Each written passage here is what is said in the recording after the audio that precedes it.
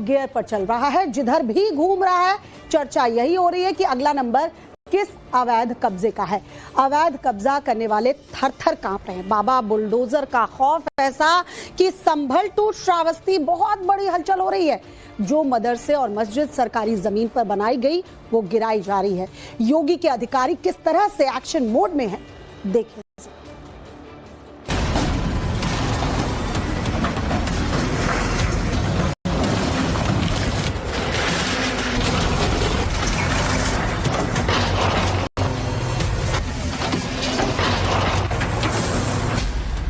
अवैध मदरसा हो, अवैध मस्जिद हो, अवैध प्लॉटिंग हो, अवैध कब्जा हो, यूपी में अगर अवैध तरीके से इमारत बनाकर खड़ी कर दी गई या सरकारी संपत्ति को बपौती बनाने की कोशिश हुई तो एक्शन लिया जाएगा।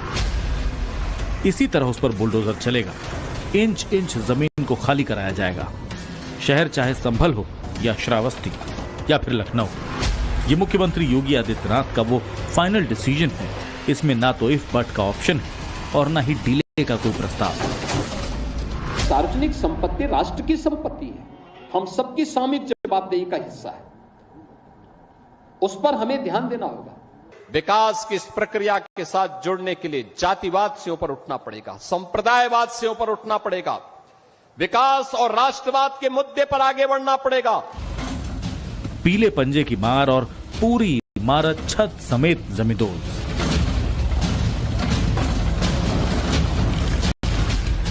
तस्वीरें यूपी में नेपाल बॉर्डर से लगने वाले श्रावस्ती की हैं और जिसे बुलडोजर के जरिए ध्वस्त किया जा रहा है उसकी पहचान उसमें लिखे नाम के जरिए आप पढ़ सकते हैं। ये श्रावस्ती का 27वां अवैध मदरसा है जिसे जमींदोज कर दिया गया, जबकि 100 से ज्यादा मदरसों को सील किया जा चुका है। मजिस्ट्रेट की देखरेख में मिशन अवैध मदरसे का दूसरा राउंड शुरू हुआ तो हड़कंप मच गया। जामिया राजविया शमशुल उलूम मदरसे पर प्रशासन की पहले से नजर थी, मगर रविवार को इसे खंडहर बना दिया गया। ये मदरसा खाद खड्डे की जमीन पर बना था, यानी अवैध तरीके से पक्का निर्माण। और इसी तरह कब्रिस्तान की जमीन पर खड़ा कर दिया गया था मदरसा बहार तैयबा, जिस पर बाबा का बुलडोजर शनिवार को चला और सब कुछ समतल हो गया। प्रशासन की इन्वेस्टिगेशन में सामने आया कि इमलिया करणपुर में चलाया जाने वाला मदरसा बहार तैयबा को अनुमति भी नहीं दी गई थी। तक की जांच में सामने आया है कि श्रावस्ती में केवल 105 मदरसे ऐसे हैं जो मान्यता प्राप्त हैं, जबकि 192 मदरसे अवैध पाए गए, यानी सरकारी कागजों में वो मदरसे वजूद में हैं ही नहीं। और इसलिए प्रशासन ने योगी सरकार के आदेश के बाद सख्ती दिखाई और ताबड़तोड़ एक्शन लेना शुरू कर दिया।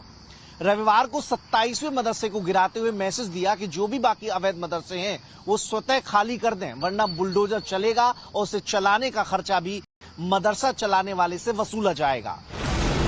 जो मदरसे गिराए जा रहे हैं वो या तो अवैध जमीन पर तैयार किए गए या फिर बिना परमिशन के उनका संचालन किया जा रहा था। आरोप ये भी लगते रहे हैं कि इन अवैध मदरसों में अवैध गतिविधियों को अंजाम दिया जाता था, लिहाजा बुलडोजर का दौड़ना लाजमी है। बाबा के पीले पंजे का अगला हिस्सा अवैध निर्माण को बहुत जल्दी सूंघ लेता है। तस्वीरें देखिए, ये बुलडोजर एक्शन उसी संभल में हो रहा है जो बीते कुछ महीने से बहुत ज्यादा चर्चा में है। प्रशासन को खबर मिली कि संभल के चंदौसी इलाके में रज़ा मुस्तफा मस्जिद सरकारी जमीन पर अवैध कब्जा करके बनाई गई है, जिसके बाद उसके ध्वस्तीकरण का नोटिस दिया गया और 15 दिनों की मोहलत भी। मस्जिद कमेटी ने प्रशासन को यह भी बताया कि वो इसे खुद ध्वस्त करा रहे हैं, मगर जब औचक निरीक्षण हुआ तो रज़ा मुस्तफा मस्जिद की इंतजामिया कमेटी की कार्रवाई से प्रशासन संतुष्ट नहीं हुआ। इसके बाद तो चंदौसी के सीओ अनुज कुमार चौधरी पहुंच गए दल बल के साथ। बुलडोजर भी मस्जिद के आगे खड़ा कर दिया गया। कमेटी के लोगों को पता चला तो फिर खुद ही औजार लेकर दीवार को गिराने लगे, लेकिन अनुज चौधरी को यह समझते देर नहीं लगी कि ऐसे तो महीनों में अवैध मस्जिद को ध्वस्त नहीं किया जा सकेगा। इसके बाद शुरू हुआ अवैध तरीके से खड़ी की गई रज़ा मुस्तफा मस्जिद को गिराने का सिलसिला।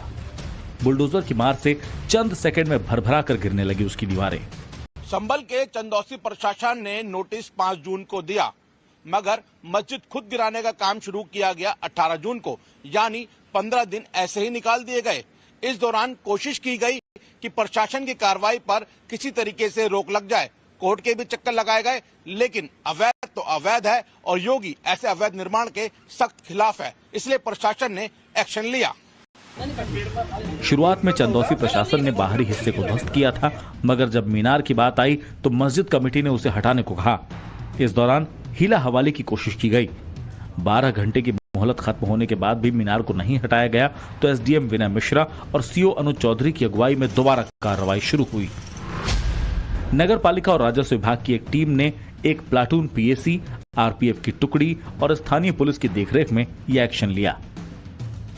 चंदौसी नगर पालिका प्रशासन का दावा है कि इस मस्जिद के अलावा 33 मकान भी सरकारी जमीन पर बने हैं जिन्हें नोटिस भेजा गया है और गली गली घूमकर प्रशासन ने इन्हें भी चेताया है कि वक्त रहते खाली कर दो, वरना बुलडोजर से अवैध निर्माण गिरेगा ही। बुलडोजर चलाने का हर्जाना भी अपनी जेब से भरना पड़ेगा। संभल के चंदौसी इलाके में इस कार्रवाई के बाद हड़कंप मचा है। हालांकि शांति व्यवस्था को बनाए रखने के लिए भारी पुलिस फोर्स तैनात है।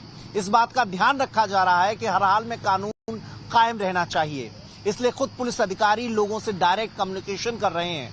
बुलडोजर एक्शन की ठोस वजह और तरीके भी बता रहे हैं।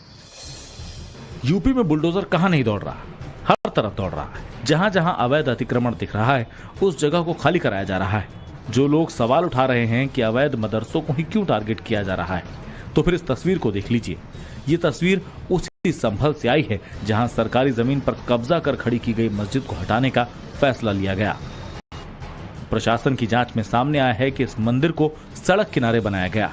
ये जमीन किसी की पर्सनल नहीं बल्कि सरकारी है, यानी अतिक्रमण के तहत मंदिर तैयार किया गया।